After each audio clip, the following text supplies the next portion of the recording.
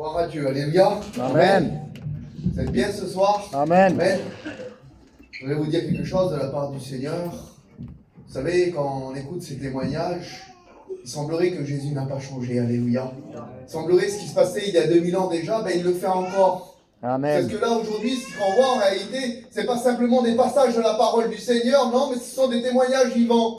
On croit qu'en réalité, on a vu que des foyers brisés, des enfants qui n'avaient pas de père, on s'aperçoit que Dieu est capable de réparer.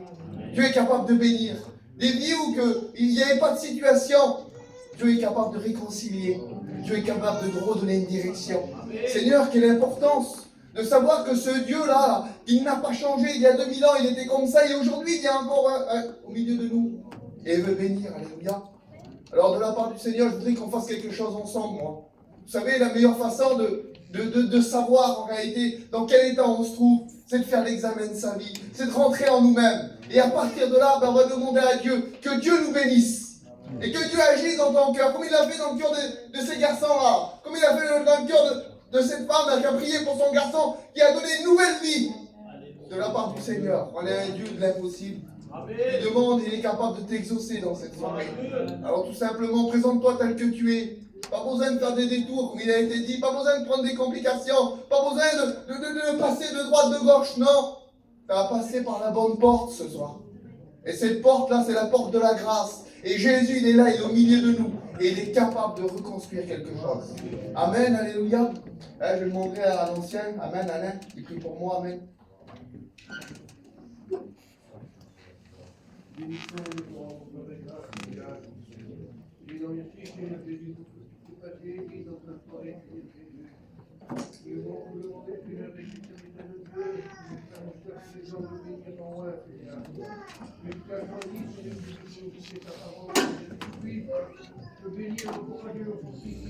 Oui, Jésus. Oui, Jésus.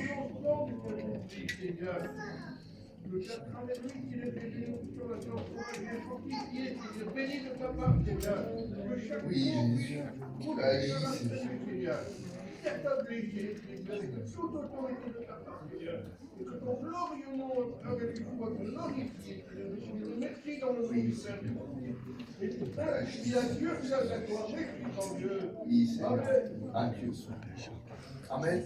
Alléluia. Alors vous savez, dans cette soirée, je remercie mes copains, alléluia, de m'avoir donné la place, alléluia. Vous savez, ce soir, la parole de Dieu va être ouverte. Et il faut comprendre que ce soir, la parole de Dieu va te concerner. Pourquoi? Parce que si tu es là aujourd'hui, c'est parce que c'est le rendez-vous de Dieu. Et dans le rendez-vous de Dieu, il faut être présent, alléluia. Parce qu'il savait avant la fondation du monde, il dit la Bible, qu'on devait être ici. Parce qu'il est de toute l'éternité, alléluia. Alors ce soir, tout simplement, tu prends la parole. Je te dis comme ça, prends la parole et serre-la contre ton cœur. Amen. Et tu verras qu'il va se passer de grandes choses dans ta vie. Alléluia. Vous savez, dans la parole du Seigneur, il est comme ça. Ça se trouve dans Genèse 1 et au verset 1er. On voit que Dieu, lorsqu'il commence quelque chose, il dit qu'il créa les cieux et la terre. Et lorsqu'il crée le ciel et la terre, vous savez, lorsque Dieu fait quelque chose, il le fait parfaitement. Et quand il fait quelque chose, il le crée à merveille. Et puis il semblerait qu'au verset 2, un petit peu plus bas, lorsque je regardais la parole du Seigneur, à un moment donné, il dit que tout était informe et vide. Et puis là, je me suis posé la question, je dis, Seigneur, comment que Dieu peut créer des choses alors qu'il les crée parfaitement, et puis ensuite, ils sont déjà informes et vides. Et puis quand j'ai commencé à regarder, le mot bouleversement, c'était le mot chaos, le mot désordre. C'est le mot, en réalité, qui veut dire bouleversement, qui veut être détruit. Et puis à ce moment-là, vous savez ce qui s'est passé?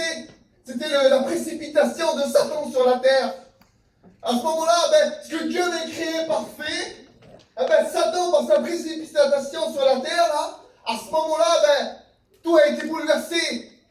Puis à un moment donné, on s'aperçoit aussi dans la parole du Seigneur, je voudrais vous dire ces choses-là, que Satan, qui nous représente l'adversaire, il a juré notre perte à chacun d'entre nous. Et puis il a une ruse qui est infaillible. Et cette ruse qui est infaillible, là, c'est la séduction. Il essaye de nous faire oublier l'essentiel. Il essaye par toutes sortes de ruses et toutes sortes de paroles qui sont persuasives de nous détourner de l'essentiel. À un moment donné, on s'aperçoit dans la parole du Seigneur aussi que il y avait l'homme qui devait être créé. Et puis ça n'a pas été comme toutes les autres choses, parce que Dieu dit, la chose arrive, c'est comme ça que ça se passe. Il appelle la lumière, la lumière, la lumière. Et puis quand Dieu dit la chose, elle s'établit, c'est comme ça. Mais pour l'homme, ça a été différemment. Pour l'homme, ça a été pris d'une autre manière. Il semblerait que Dieu a mis de l'importance à l'homme. Pourquoi? Parce qu'il l'a formé de ses propres mains.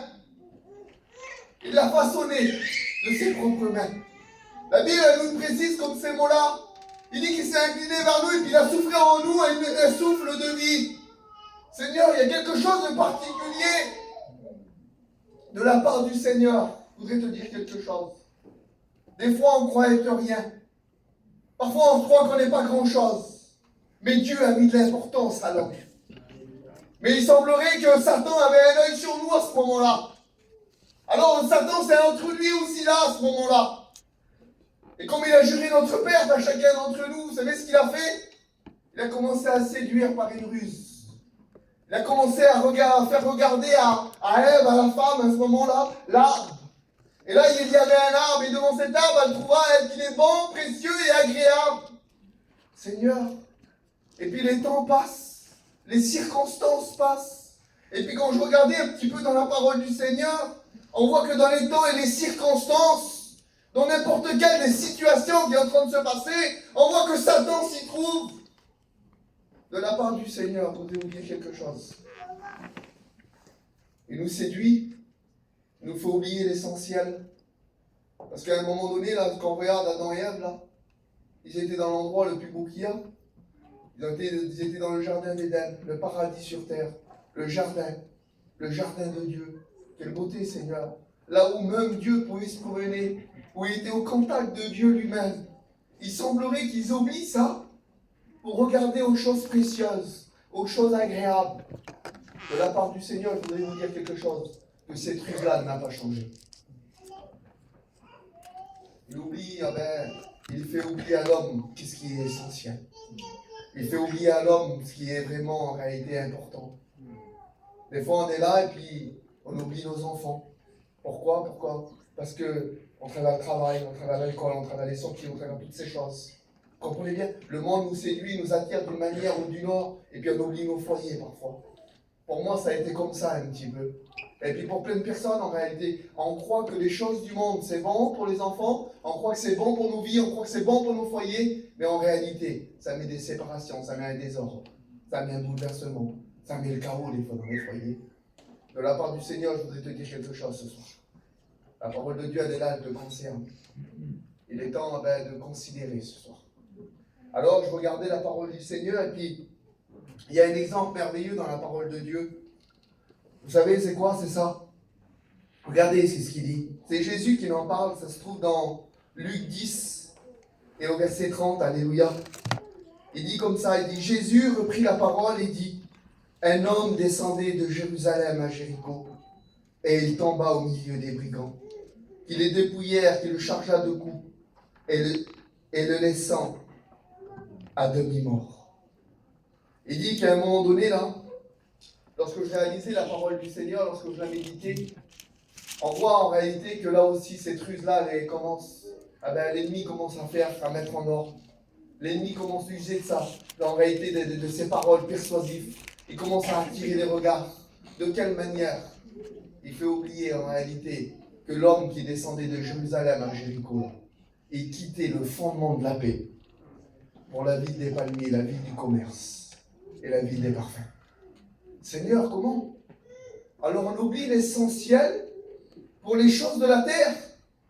On arrive à oublier l'essentiel, ce qui est important pour l'homme, pour les choses de la terre. Et je voudrais te dire quelque chose de la part du Seigneur. Vous savez, à un moment donné, je voudrais réaliser ces choses-là. Vous savez, si aujourd'hui on était à la lumière, automatiquement il y a des ténèbres.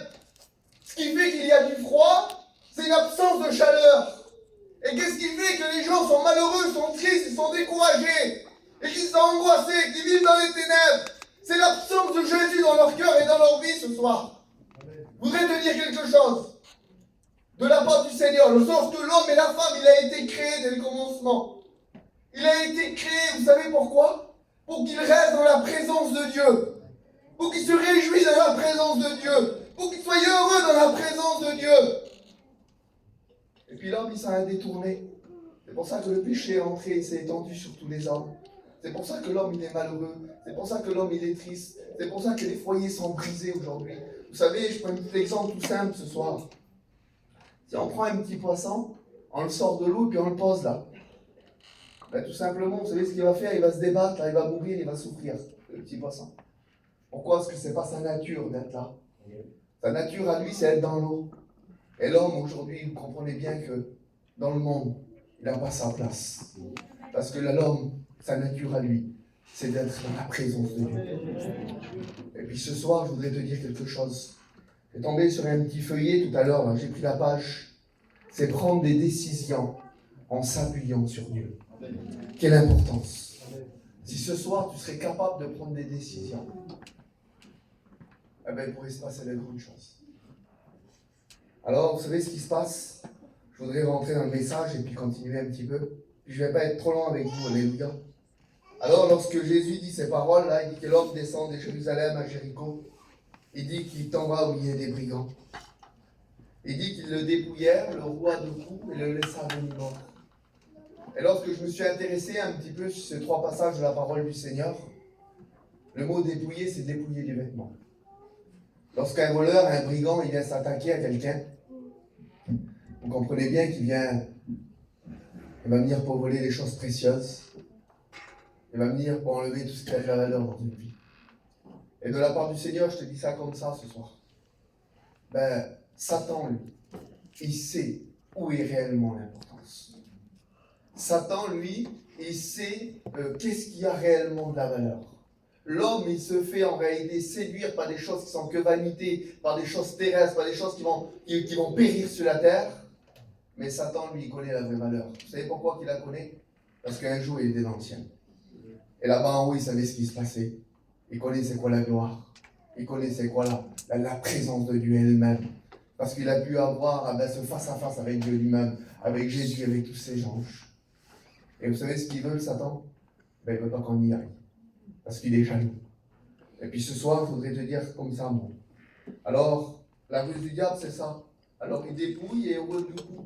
Alors que normalement, ça devrait se faire à l'inverse. Vous comprenez bien? On frappe déjà quelqu'un et ensuite on le dépouille. Mais la ruse de l'ennemi, c'est comme ça. C'est on dépouille du vêtement du salut. Il est là, il va enlever le salut, lui. Il va enlever ce qui a de la valeur dans une vie. Ce soir, le message, il concerne un petit peu tout le monde. Vous comprenez bien ce soir? Ça peut concerner un chrétien qui s'est laissé séduire par le monde. Et ça peut aussi, pour une personne aussi, peut-être ce soir, qui a besoin de Dieu, qui ne connaît pas encore le chemin. Il s'est laissé séduire par les choses de la terre. Je voudrais te dire quelque chose de la part du Seigneur. L'ennemi vient dépouiller. L'ennemi vient enlever le vêtement. Mais l'ennemi vient enlever aussi la paix, la joie et le bonheur.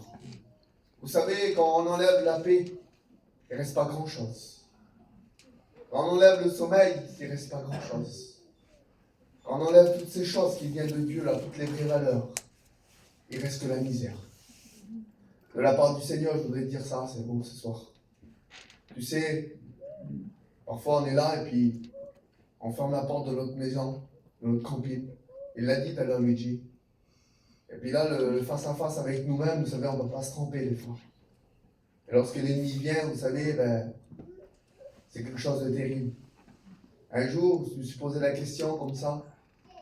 Et puis j'ai dit, Seigneur, pourquoi que Satan il se présente comme un lion, comme un oiseau, comme un serpent, et aussi comme un dragon?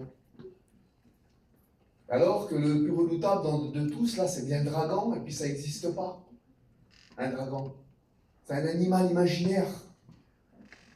Et vous savez, à ce moment-là, Saint-Esprit répondait à mon cœur. Eh bien là, on ne peut pas se débattre. On ne peut pas se mettre à l'écart. On ne peut pas s'en éloigner du dragon. Parce que lorsqu'on est seul chez soi, quel que soit l'endroit où on se trouve, dans nos pensées, dans nos cœurs, l'ennemi est capable de s'introduire. Et la puissance de destruction d'un dragon. Je vous dis, quand on regarde des films, des fois, on s'aperçoit que ça fait un ravage. Et combien de fois on a vu des vies, et des foyers, et des personnes être ravagées par le dragon qui s'appelle Satan. Le jeune garçon vous l'a dit tout à l'heure dans le témoignage. Jusqu'à un moment donné, alors c'était un petit jeune, il n'avait pas idée de sauver la vie. Vous comprenez bien, c'est pas logique. Mais pourtant, quand le dragon vient s'introduire, alors il fait des ravages. Alors, quand je regardais la parole du Seigneur, là, il dit qu'à un moment donné, là, il dit qu'il le laissa là à demi-mort. Et le mot à demi-mort, vous savez c'est quoi? C'est faire périr l'âme. Alors, ce soir, il a juré ta perte. Il voudrait te détruire. Il voudrait que tu passes à côté. Parce qu'il y a des jours qui approchent, où que la Bible elle nous dit ces mots-là. Le salut est plus proche que lorsque nous avons cru. On voit les temps, les circonstances, on voit tout ce qui se passe à la télé, on voit tout ce qui se passe autour de nous. On sait que Jésus revient. Jésus est à la porte. Amen. Alors il essaye de te faire manquer le but, là, tu comprends bien. Il essaye que tu passes à côté, que tu vis une vie triste et misérable. Voilà de quoi que Satan a les projets pour toi, des projets de malheur. Alors ce soir, je voudrais te dire quoi? De la part du Seigneur. La vraie valeur, lui, il la connaît. Et l'homme, des fois, il est là et puis il s'attache aux choses de la terre. Et puis on oublie ce qui est important. On oublie de prendre nos petits foyers des fois et puis de dire, tiens, moi je suis un homme, vous comprenez bien, je prends mon foyer, si mes enfants ne sont pas chrétiens, si ma compagne n'est pas chrétienne, ben c'est moi qui dirige mon foyer. C'est moi qui conduis mon foyer. Alors ce que je fais, moi je vais rester à Marseille, puis je vais rester pour travailler, parce que j'ai plein de maisons à faire. Non, c'est pas comme ça. Il y a des missions qui démarrent. Vous comprenez bien? Il y a des conventions qui sont préparées. Alors Seigneur, je prends mon foyer, je le mets entre tes mains, et puis je l'emmène. Et Seigneur, tu feras le reste. Des fois, on oublie ce qu'il y a de la valeur autour de nous.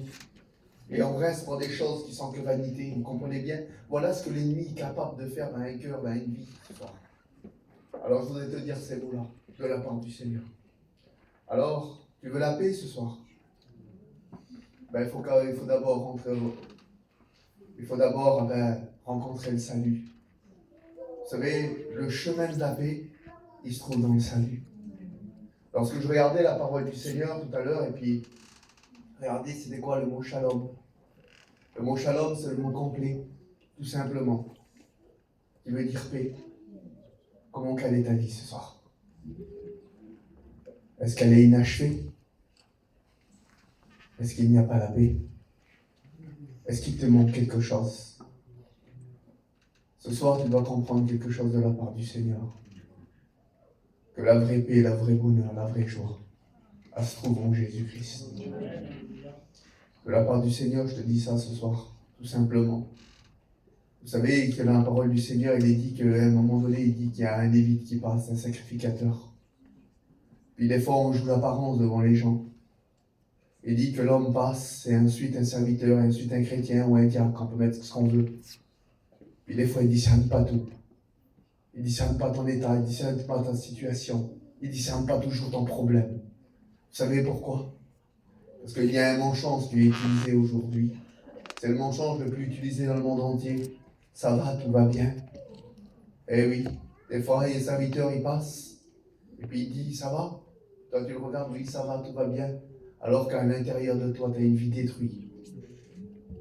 Tu as une vie qui est en miettes, ton foyer en miettes, il n'y a plus rien qui a. L'ennemi a fait des ravages.